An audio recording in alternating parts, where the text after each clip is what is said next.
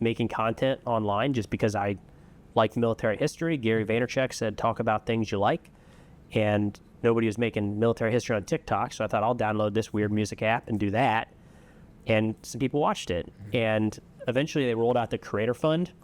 And I got like $4 one month. And I was like, this is wild. Like, I'm just sitting here talking about things that I find interesting. I just got paid like $4. You go buy myself a Red Bull. This is insane. Yeah. I mean, dude, we were selling everything. I sold a bunch of my guns. It was in that phase where you're like, what do we not need anymore? Like, look around, sell it to try to be able to keep paying the bills, because all of our savings was now in this business that wasn't open yet. So yeah, started making content with just like, I liked it and had the back of mind idea that maybe, as Gary Vaynerchuk says, like, maybe somebody will hire you because you do this kind of stuff. And yeah, people kept watching, and then more people watched. And here we are. So how was that? Again, it was kind of shifting into, and I like, it's fun. I love talking about this because I'm now in the space myself as a podcaster, show, whatever you want to call it. I keep like a channel because I feel like it should be, something more than just a podcast per se, so I call it a show. But it's also, I've been in that, like, oh my gosh, I'm getting paid, or you hit that monetization, and how do you promote and everything like that, and putting money into it as well. But what was that like when you're like, this is something I should really pursue? Because, it's like one thing to do it for fun every few days or something, but what was the kind of the moment that you were like, okay, I'm going to commit to this? Like, what I'm saying? Like, I know my commitment. I had a January, or record my episodes in December, literally built the studio, got all this equipment. You see kind of here, this is, I transported it here, but, come January, that first episode goes on and I don't stop. I'm committing. What was your kind of commitment moment? Was there like, like I said, that $4, yeah, $4, you're like, okay, well, what else is there? And do I commit to, because I mean, it's just work, it's like the repetitions, the discipline. TikTok's a little bit different, but still, you obviously moved on to YouTube. What is that time like, and people that are creators, like vets that are creators, like myself, like, we'll talk after this, or even now, like the back end of all everything, stuff like that. Like, it's very interesting, especially when you're trying to do it and that information is not out there. Like, what do you, what was that moment that you're like, yeah, let's commit to Preston Stewart, military history, but OSINT type stuff? There wasn't a moment. It was, there's been a lot of little things that have changed, but when I started doing it, I had a full-time job and was working from home, so I was just kind of doing it on the side. But I've never really been much of a user of social media. Didn't really have much of a presence prior to this. So I wasn't posting hardly at all, like a couple of pictures from college here and there on Facebook, right? But that drive from, I was trying to figure out like what the thing is I'm going to do, and I was listening to stuff like Gary Vaynerchuk, and he just kept hammering on people like post. And I realized, like, I don't know what I'm doing. I'm really bad at this, so I probably need to do a lot of it to like try to learn anything. And the great thing about TikTok at that time was, like, I didn't know anybody on that app. It's like, I don't know the first time somebody actually reached out and said, I've seen your stuff. But at that point, I had thousands of followers, like, because the way TikTok works, right? It doesn't feed it up to your mutual contacts that you went to high school with. It's just random people around the world. And for me, that was great because I was so nervous about what I was doing. But I was making multiple videos a day right out the gate. And I never had to make the decision of, now this is going to be my job, because I didn't have a job. And I was just doing it. And all of a sudden I got, a little bit of money came in for this, and then a little money came in for this, and then a little money came in for this. And it was probably 2 years ago, where all of a sudden it was like, oh, this is my job now. So fortunately, I know a lot of people have to make that determination of, when do I leave my full-time job, and will it be worth it to make this jump? But I was kind of starting at zero in a lot of ways. So then what was the leap from TikTok then into YouTube? TikTok kept taking my videos down, man. Oh, yeah. That's as simple. Yeah, they kept taking the videos down. There was a stretch on TikTok where if you said the H word, Hitler, were done for. And then I had a stretch where even like kind of trying to hint at this German leader during World War II, he would get taken down. Really? Like it's hard. They've gone through some weird moderation stuff, and It's because they're like a Chinese app. Is that? I think it was just challenges the moderation, honestly. Yeah. The AI behind it. And I was getting pissed off because I was putting a lot of time and energy into these videos, and they get taken down. And so like, well, I'm going to put them somewhere. So I started a YouTube channel and started just uploading the shorts there. It's like You were using shorts. yeah. Because that hasn't been around long. So were you, not say one of the first, but they were. I thought I was late. Oh, yeah. Shorts, yeah, because it was there was a period of time where like some of the first people would just like do anything and it'd get like 20 million views. Yeah. But I guess relatively early with shorts, 2021. That's pretty early. Yeah. Because I'm like thinking back in my head, 2020, I was like, that's early. Like even your TikTok, like it doesn't, when you get in the beginning of something, you're like, oh my God. Like you said, your TikTok, you were there in the beginning. Because I remember people talking about it, this new dance app. And like said, people are like, oh, let's do it. And they're like, well, it's Chinese zone. They're taking all the info. People are like, whatever. Kids are just dancing and doing all that stuff. But it's like, you get in the front end of that stuff, you can do what you can do now. You can't do it now. Right. It takes so much more. And it's like, I don't say it's a crapshoot, but it is almost like, when people are like, oh, it takes time. But if you get in the beginning of an app, and obviously it's luck, I shouldn't say luck. It's not like you're like, what, this app's going to blow up and I'm going to be work out. It's still a risk, but at least in the beginning, like if you get at the beginning of something, you have a better chance of accelerating because no one's on it and everyone's like, okay, we need content in here. And that was the move. Is easy over to YouTube then because it's just shorts, and I would make it on TikTok. That was the primary. I had the biggest following and all of that, and then I'd move it over and just upload it to YouTube. And eventually I had like 2 or 3 videos that just went viral on YouTube, and it was like, oh my God. And I remember in the span of a couple days, the account went from like 3,000 subscribers to like 25,000. YouTube hit me with a notice that they were going to have to scan the followers for any bots. Really? It was unusual activity. It was just moved so fast. Yeah. That's pretty cool. And I immediately I was like, oh man, I'm sure like all of them are bots. But they ran the whole check, and there was not even a noticeable change. So Can you still do that manually? Because I'd love to do that for mine. I didn't initially. I don't know how to do it. I just like if let's say the number was 25,000 when I got that notice. When I got a notice a day later that it was complete, the number was like 25,006. So it was like, oh, okay. Okay. So if they did remove any, at least wasn't like half of them. But I was only doing shorts for a while, and then just had some folks kind of talk about, hey, on YouTube, like it's got to be the long stuff. It's got to be longer. And this was around the time the war in Ukraine kicked off. I've seen a lot of people interested all of a sudden in current events. Yeah. Which is that, again, my major is international relations and terrorism studies. I like that stuff. This stuff I was focused on. So I started explaining like what surface-to-air missiles are and what air defense is and what artillery is, because at that time, early 2022, there's a huge audience of people like, what the hell is a tank or a javelin? How does a javelin work, right? And I started using YouTube to make those a little bit longer, and that's kind of when the long form started, which is now hands down the focus. But that was also the shift into talking about current events. I didn't think there was an audience for that. Saw it start to emerge when the war kicked off, and yeah. I remember that. I remember all that, like the accounts that just blew up. I mean, we saw the accounts blow up during the Afghan evac. That's kind of like that. That was the infancy, and then the war in Ukraine solidified it. Yeah, because those accounts were the ones that everyone relied on for the evac for now Ukraine. So the year going back, so those OSINT accounts were just blowing up. Twitter, it was like you were trying to find information, resharing what's going on, and then it just exploded. I also had dabbled around in the military history idea of doing like a day-by-day history of like each day, put out a video and kind of like reporting. Yeah. Like this is September 17th, 1939. Here's what happened overnight. Yeah. Like real-time reporting of the war. And I've always thought how fascinating it would be to like, what was it like living?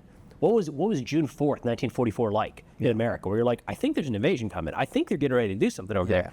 Like, or how about the 8th? Like 2 days after the boys landed on the beaches, like what was the information flow like? And what were the conversations people were having? And so when a big war kicked off that a lot of people were interested in keeping up with, I thought, this is that. Yeah. Yeah. Well, Which the Ukraine changed everything in a lot of ways and stuff like that. I mean, it's insane.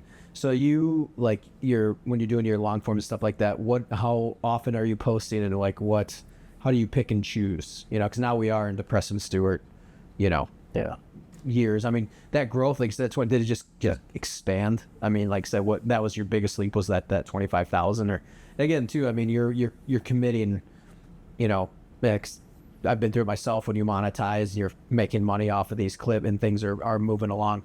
What was the point then, or at what point were you like, yes, this is my full-time job? Like, I'm making enough money, supporting a family. You're putting it's a lot of effort. I do 2 podcasts a month, and I have a full-time job as a creative director, but it's like, it's within my realm, but it's also like that bandwidth starts going away. You know what I mean? So clearly, I mean, you're doing 2 videos a day.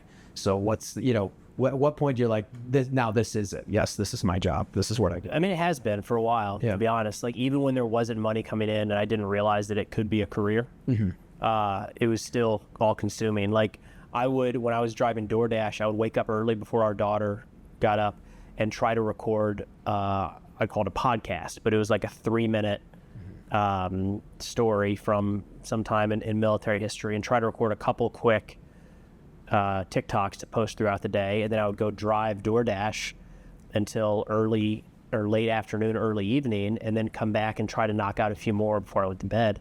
So it was full-time then. It just wasn't resulting in anything other than like people would see it, and that was always really, really cool. But yeah, 2 years ago was probably the mark where for the first time we made enough money doing this to where like we were comfortable, and it was like, oh, that's the thing, or scrounging to get by. But in terms of the selection, that's something I struggle with every day, because they're always concerned about bias with information, and where is the bias and what is it, and we all have it in some way, shape, or form. That's one that I don't know how to do away with. Like, it's an inherent part of this, is choosing what you're going to cover and what you're not going to cover.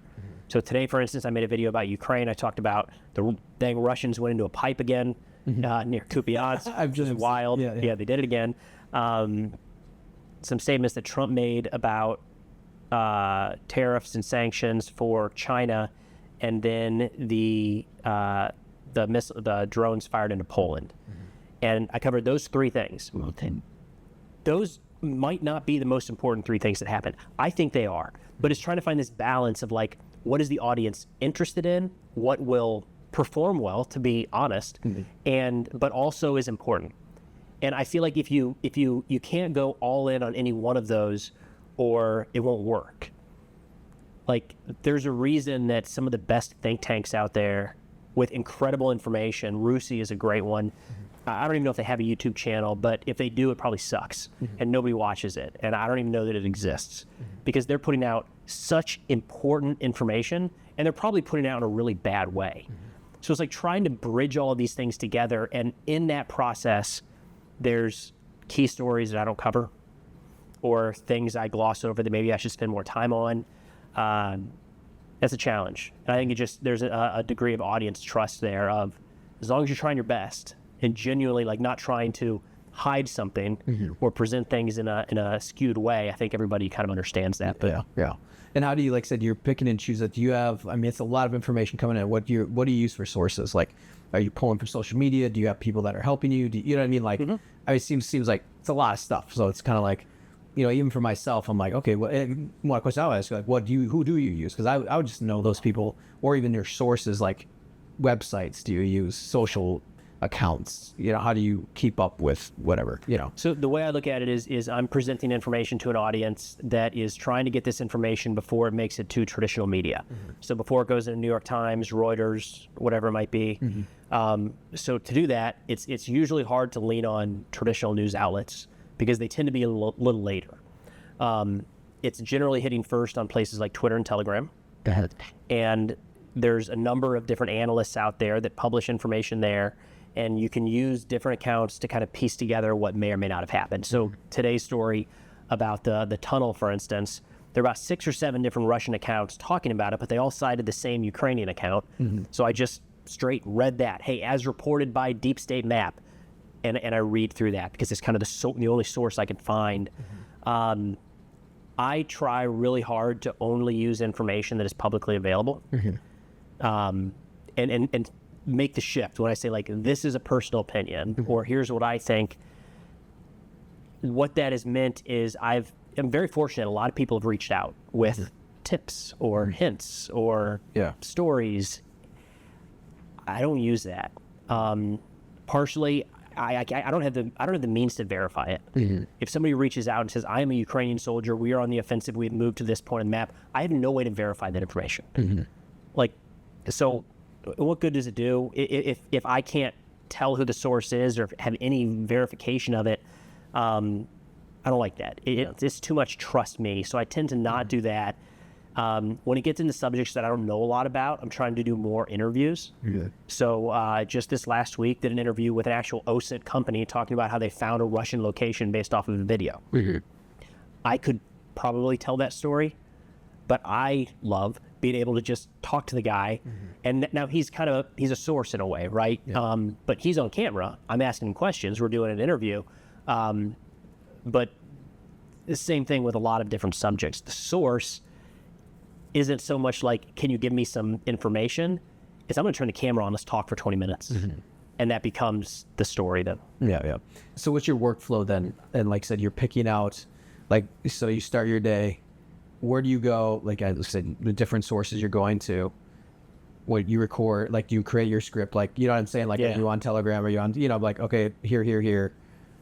Go to your computer, write the script, shoot, post, because you are doing twice. I mean, that's like 1 to 2 a day. 1 to 2 a day. I mean, it's a lot, man. Like, it's nonstop. It's nonstop. I mean, it really is. I mean, I mean, you know, I always think about, like, just doing this type of stuff. Like, I have my workflow, but it sucks up your time. Obviously, you're doing it full time, but 1 to 2 days is, like, pretty challenging, especially when it comes to OSINT. Like, just make sure you're staying up with current events and stuff like that. Now, one thing I want to mention on the OSINT front is I don't really consider myself in that realm. I think of myself more as a commentator, or communicator broadly. I leverage a lot of OSINT accounts and try to present their work. Not on their behalf, but you know, here's his account, here's Ethan's account, go follow him here, here's where it came from, and showing the work, because a lot of those guys are incredible. For any number of reasons, they're not making videos about it. Maybe they don't want to, maybe they can't, maybe they're not good on camera, maybe they can't, maybe they write things better than they articulate. I don't know. But there's a funnel there of just like, hey, these are 16 really good accounts. I'm going to tell you their analysis because I quite frankly think they're all smarter than me and know more than me. We're just going to walk through it and I'll add a little commentary. But anyways, in terms of the workflow, first thing in the morning, get up about 2 hours before I got to take the kid to school, and it's running through what happened last night, anything major, to get an idea of what my stories might look like for the day. Sometimes it's pretty clear. You know, we've woken up some mornings and Ukraine has launched drones inside of Russia and taken out half their nuclear bomber fleet. It's like, cool, that is going to be the story today. Other times it's kind of piecing things together and try to identify like what things can be brought up. Today's video is 3 different stories. So what I'll do is go back and forth between Twitter and Telegram. They'll have both screens up and just kind of scrolling through to see what stands out. And it's that process of what makes for an interesting story, what is getting attention that people are interested in, and what can I talk about. I will copy and paste as many direct quotes as possible into a Word document and then build a script around those quotes. So what I try to do is provide primary sources or play videos. This is what this person says, and I'll fill the gaps with explaining what you just heard, what you're about to hear, or how it plays in the bigger picture. So that's kind of the script. The script ends up almost exclusively being direct quotes, and then I just go in between. Usually try to record the first video and have it up by noon. And then if there is, and this is where it's kind of a, you know, sometimes there's enough to make another, other times there's not. And you just start piecing together like all these different quotes, and eventually you're like, that's a video. There's enough here, I can make it. And then kids home from school, try to get a gym session in there. We got a garage gym, so I don't have to go too far. That's it, yeah. Dinner, and then in front of the TV, I have my laptop, and I'm on Twitter looking to see what happens overnight. Occasionally, I jump up at night and make a quick video. It's very rare. But most of the time, it's just bookmarking different things to say, got it. And then in the morning, that process starts again. Nice. That's all. I mean, it's cool to hear that process. Like, It's a flow, yeah. it's a flow. And you're editing everything yourself, correct? Like, Yeah. yeah. Because I know guys that edit, people do their reels or their podcasts or what, or I mean, all that kind of stuff. I mean, but it's I understand, like, this stuff gets delayed. So it's like, okay, cool. Podcast can be done shown 2-3 weeks later. Someone else can obviously work on it, do clips, reels, whatever. But when you're doing something like yours, that turnaround time has to be that minute, that hour. The challenge I've had with that is to get the turnaround correct, at least within 24 hours, you essentially have to have somebody on staff doing those edits for you. That's not cheap. No. Essentially having a dedicated person ready to go at all times. Like as soon as I finish, it's like, bro, right now, I don't care what you're doing, drop it. This is the thing. But then the overlays is something I've had a challenge with, adding B-roll and pictures and screenshots.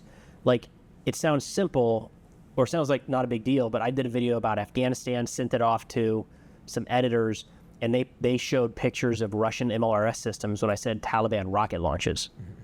And like, I don't know, I'm sure there's people that'd be like, whatever, it's a rocket. But most of the people that are watching your videos and that are watching mine say, what the hell was that? That was a Russian, grad firing in Ukraine, and he's trying to present this like the Taliban attacking an American outpost at 07. It's like, well, okay, now I got to go back to the guy and make this edit and try to explain, how do I explain that? That's the wrong rocket launcher. But for you or I putting that clip in, it's like that. Yeah, you hunt it down, find it, go. Yeah. I'm not sifting through wheeled rocket launchers and talk about the Taliban. So, I don't know. I haven't found the best solution there yet because it is taking a lot of my time. But right now, it is just me. I think we talked about this before on the 9 Line podcast. What editor do you use? Oh, Movavi. Yeah. You are. Yeah. See, I don't really share that with people because they laugh at me. That's exactly what I'm doing right now. The 2021 version. Yeah. They've upgraded it since 2025. Like, I was like, can't do that. Yeah. It's 4 years old, man. Yeah, it's like you have it. It does what it needs to do. Don't mess with it. I had to get a new version on a recent computer. Like I had to like go to some scammy Russian pirate site to be able to download the 2021 software. You go to their main site, they're like, dude, we don't offer that anymore.